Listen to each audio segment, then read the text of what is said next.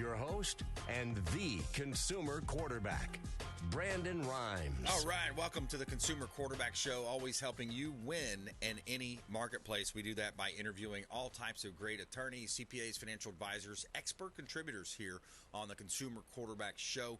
We talk a lot about real estate, credit, finance, state and tax planning, legal issues as well, and we've got all types of great home service providers, inspectors, self-defense experts. So save our hotline number in your phone at some point. You may need us, 727-263-3707, 727-263-3707. You can call or text that line, and it is an off-air number, so 727-263-3707.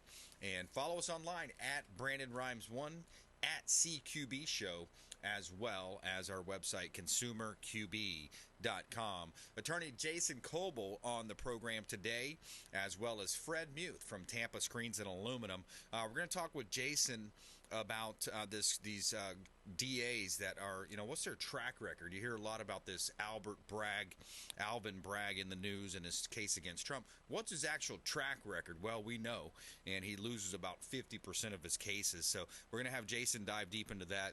Also, Disney versus DeSantis. Some of the latest moves there and how that might play out. So we got a great lineup for you here on the Consumer Quarterback Show, helping you win in any marketplace, especially in your real estate. Buying, selling, or investing, residential, commercial land, commercial or vacant land. We got you covered on that. And we feature our listings in ways no other real estate company does. We've got a new $13 million listing in Orlando. It's 10 minutes from Disney. Pebble Creek Court, Four Corners, Florida. This is Orange and Osceola County. Great opportunity. You got 100 acres plus prime development land opportunity for real estate development, residential development, that is, and short-term rentals, because you're close to Disney, Universal Studios, SeaWorld, downtown, and more. Great opportunity to own real estate. Talk to your real estate friends, your development friends. Let them know that Brandon Rhymes here has a 100-acre parcel of land for sale. It's $13 million asking price in Orlando. And let's stick with the vacant land theme. We've got another one at 2817 Gulf City Road in Ruskin. 2817 Gulf City Road is 23 acres waterfront on the Little Manatee River with access to Tampa Bay. So live the Florida lifestyle, boating, fishing out there in the Gulf of Mexico. Now, what you've got is 23 acres here, and you could put townhomes, condos, single-family homes, build some nice boat docks there, boat ramps and boat docks right on the Gulf of Mexico. Beautiful property. You can see all of our listings, Platinum MVP Team. .kw.com.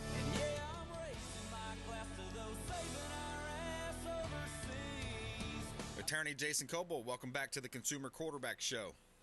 Hey, Brandon, always a pleasure. Great to hear from you. Yeah, hey, my pleasure. Appreciate you calling into the program today. Let's jump right into it, man. So let's give a little overview. You help folks with personal injury law, workers' comp. Folks, essentially it's related around employees or even folks, citizens that are injured. Yes, that's absolutely right. The most experience I have is in workers' comp for 23 years, but I got another 15 in personal injury. And actually, I recently had a great example of just how big these personal injury cases can get, and that's the reason why you see all the billboards of all the attorneys. It's highly competitive. Everybody wants these cases. But I had a client who got rear-ended by a commercial vehicle. I'm not going to mention the name, but a big commercial communication company. So a huge policy on the case, and it just turned out, it seemed like it was just normal rear-end injured spine situation, and it turned out he has epilepsy because he hit his head on the steering wheel at the time of impact, and now the poor guy, he's had 6 seizures since the accident, and they're on the hook for all that. I had to have a life care assessment done, just price out. He needs medicine for the rest of his life. It's very expensive.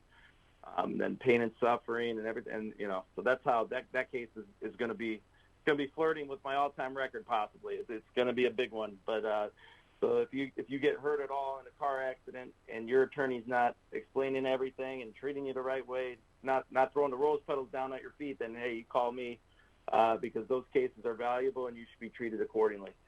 Yeah, absolutely, Jason. And you see those types of things happen. People don't realize, like, you only have a certain amount of time to act. You only have a certain amount of days to seek medical. What's the latest on, or are there any rule changes, law changes that we need to know about? Yeah, man, there's huge changes, and you hear a lot of attorneys on my side are upset, and rightfully so, because major changes just happened, and they are in effect. Actually, the governor already signed it. For example, we used to have 4 years to file suit on a car accident. Well, now it's 2. So that cuts it in half. I mean, that's big right there. And I actually, have to change my strategy a little bit, because there's a big difference between having 4 years to file and half that time. And then also, maybe this is kind of good in the long run, but they kind of simplified the way medical expenses can be brought before the jury. One thing that was kind of abused, in my opinion, and probably in part why these changes occurred, is these doctors and attorneys would do letters of protection, and it's basically a promise that the attorney will make sure the doctor is paid if the case settles or goes to court. And these doctors, they would have outrageous amounts that were unrealistic in these letters of protection. And basically, one of the changes was, but now there's a specific percentage of the Medicare rate that's allowed to be charged. So there's going to be no more crazy letters of protections. They're still allowed, but now there's parameters on how much doctors can charge. And that could be good, because you don't want a situation where the doctors are getting paid, the lawyers are getting paid, and the injured party is not. So, yeah, it's a lot of changes. Yeah, that's a good update there. We're talking with Jason Kobal, work comp, personal injury law here in Tampa Bay. And, Jason, I wanted to go to this ongoing saga between Disney and DeSantis. I've got a clip I'm going to play here. I want to get your reaction. Well, I'll remember from a couple of weeks ago that right before their terms ended, members of the old Disney-appointed board quietly struck some last-minute deals. And those deals blocked the new DeSantis-appointed board from making some promised reforms. So a little bit of a cliffhanger there. But then on Monday, DeSantis announced that there are a number of legal issues with those Disney deals, and he's arguing that they probably aren't going to hold up in court. But just in case, he's also moving ahead to address the issue legislatively. At the end of the day, we made the decision as a state, as a people, through the medium of our elections, that we would not have one corporation serving as its own government. That's not good government. And it's not something that we want to entertain in Florida any longer. And we want to make sure that Disney lives under the same laws as everybody else. DeSantis went on to mention that the famous Disney monorail and other rides haven't been subjected to inspections. He mentioned some land adjacent to Disney World that could be used to put up a new prison. So I'd say it's fair to call that a little bit of hardball there. Right. Yeah, so it's interesting, Jason. I want to get your reaction in a minute, but it's similar to the outgoing Congress when they passed that omnibus bill, huge number. I forgot the number that was on it, but it was an omnibus bill, and then the same thing that this board did. I guess limiting some of the powers of the new board. What's the legal side of that? Yeah, I mean, it sounds like Disney pulled a surprise there on the governor. Because I guess he appointed his own board, and now they have this other one that they're trying to say has the authority. So that one will have to get worked out in the courts. But, it's funny. I heard, I forget which media outlet was the other day. They said, DeSantis likes to punch down at Mickey Mouse. Let me tell you, from firsthand and having cases against Disney, they are not Mickey Mouse. I mean, I know that technically they are as far as their part, but right. They are something. To deal with them legally is not easy, and it is odd that they have. For example, if you get hurt at Disney, it's an ambulance that comes and gets you, but they are a company that exclusively only works for Disney. Right. So I've had cases where people get hurt at Disney, they get picked up in their ambulance, taken to the hospital, and all of a sudden there's things missing from. The hospitals get told the whole story in a light that protects Disney. So, I mean, they have a lot of powers that other companies don't have, and I always support Governor DeSantis when he's trying to level the playing field. I don't know if it's okay for one company to have that much power. Of course, the flip side is they do a lot of investing, and a lot of money comes to our state just from having them there. But anytime there's one entity with that much money and power. It's good that the governor's keeping them in check. Yeah, exactly. There needs to be a balance and checks and balances, and definitely, the last time I looked at the ticket cost for families, I mean, think about that. A family of 4, you're basically taking out a second mortgage to try to go to Orlando to see some cartoon characters and walk around the park. By the way, if you're going in July, August, September, you're in 100-degree heat. Rethink that visit. I would rethink that visit and go, check out somewhere else cool. But we're talking with attorney Jason Kobal here on the Consumer Quarterback Show. I'm your host, Brandon Rhymes. So yeah, that was one of the topics I wanted to get to, but here's another one that's kind of hits home to attorneys and going through the LSAT. I actually studied for the LSAT. I was thinking about being an attorney. On one hand, I wish I did, but perfectly happy with real estate and what we're doing now with our radio talk show and the real estate business. But the issue of free speech came up, and it's Ted Cruz commenting here on this free speech and the judge that got shouted down, and even when they called in the dean from the school, she had her own prepared statement that she made. I mean, these people are so emboldened and woke. It's unbelievable. What I want to get your reaction here. You have every right to engage in speech. Those students would have been perfectly justified to show up, to be outside with placards, to be making their views known. What you don't have a right to do is silence the speech of another. That's what the Supreme Court has called a heckler's veto. You don't have the right to shout down and silence another speaker. And part of it is you're violating not only the free speech rights of the speaker, you're violating the free speech rights of the other students who want to listen to that speaker. And so had the Stanford law students stood outside and protest in a way that did not disrupt the event, that would have been entirely appropriate. But their objective was to use force to shout down and make the judge's speech impossible. That is directly antithetical to free speech, and I would note it is even worse when you are dealing with a federal appellate judge. Yeah, so federal appellate judge, Jason, your take on that Stanford incident? Oh, it made me sick. I saw it. I mean, we have to respect our appellate, all judges really, but in our legal system, they play such an essential role, and he was invited to speak there, and even the professor was in on it apparently, and then the executives, he didn't even have a chance to speak. And that, I agree with Ted Cruz is such a great orator himself, and one of the greatest debaters in our country's history, but he's absolutely right. And I see a disgusting trend coming from the left where it's okay if we disagree, but you got to let both sides give their spiel. You can't. It can't be my way or the highway. And if you look at, for example, the Hunter laptop, that disastrous issue pops up a month before the 2020 election, and what happens? They lie and say it's Russian misinformation. They censor social media outlets, censor people from spreading that. Yep. They were hiding the truth from getting out and trying to censor the truth from getting out. That's terrible. I mean, we want to hear both sides of each issue.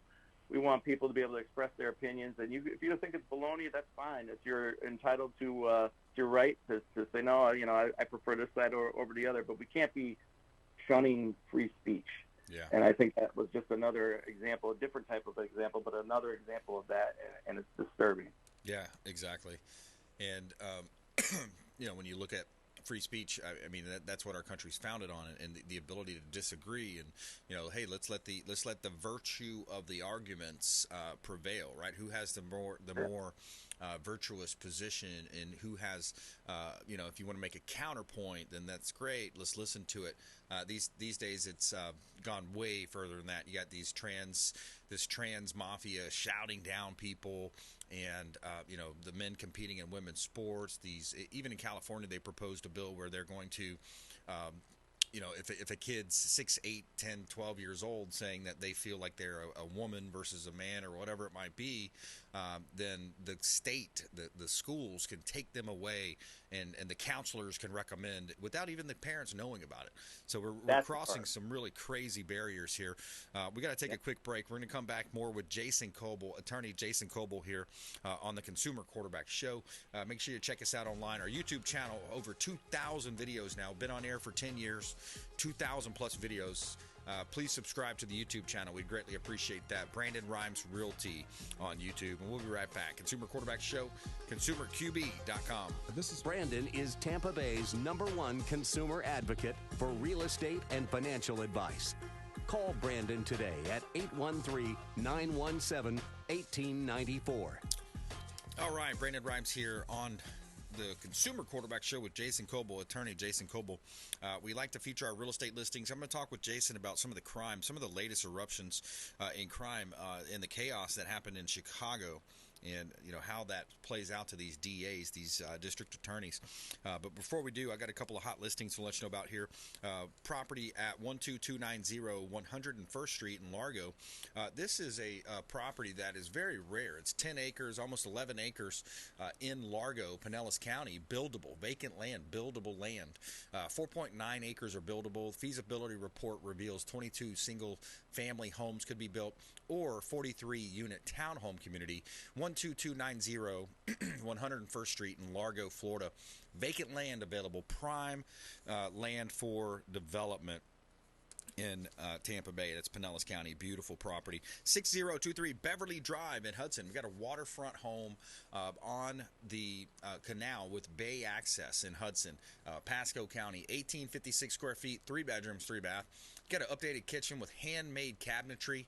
All baths have been updated. Waterfront room with a fireplace. Built-in security system. 36 jet swim spa. You got an oversized boat lift as well. 6023 Beverly Drive in Hudson, Florida, Pasco County. One of our hot real estate listings from the Platinum MVP team and Livian Coastal Elite. You can see all of our properties at platinummvpteam.kw.com. This is God's country.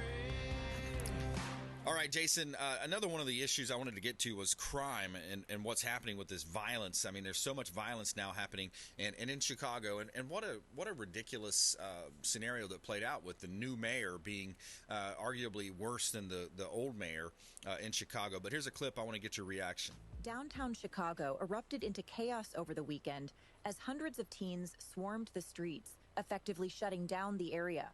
The chaos came on the heels of Walmart announcing the closure of 4 of the city's Walmart stores.